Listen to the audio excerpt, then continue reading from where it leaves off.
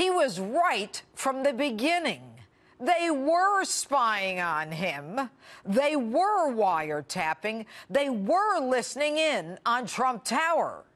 They were so desperate that he not be elected that they misled the most secret court of the United States in order to spy on an opposing political campaign in order to undermine a presidential election.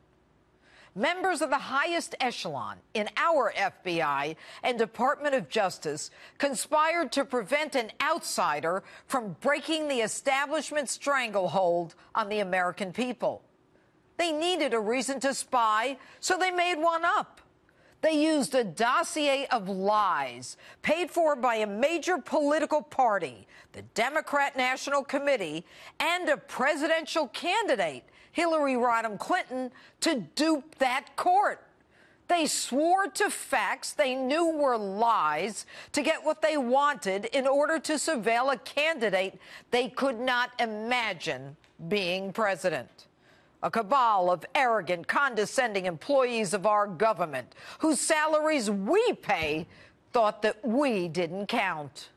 They so wanted Hillary to become president that they violated all the rules and engaged in a charade so we would think there was a real investigation on the emails. They met on the tarmac. They gave people who didn't qualify immunity from prosecution without getting the required incriminating evidence. The FBI then changed lanes with the DOJ and publicly announced a decision in violation of all ethics rules. And they changed legal definitions to satisfy their political goal.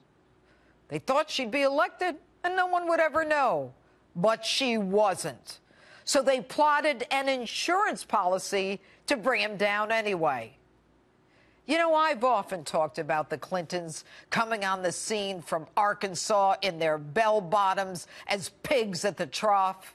But they really outdid themselves this time, using a foundation in name only to spread the wealth while infecting our departments of justice and the FBI. All the while, their comrades weaponized our tools of intelligence. This is what they do in third world countries, not in America. It's time for holier-than-thou Jim Comey and his band of conspirators from McCabe and Strzok on down to have Lady Justice take off her blindfold and see them for what they are. The arrogance of those seeking a change in a presidential election is unheard of in the United States. And let me be clear. This is not an attack on the FBI or the Department of Justice, because these agencies are bigger than a couple of tainted inhabitants. This is not about one party versus another. It's not even about spying on an American citizen. It's about something even more. It's about an attempt to change the course of American history using the most powerful agencies in the United States government. How dare you? And that's my open. Tell me what you think on my Facebook page, Twitter, and Instagram. #Judge Jeanine.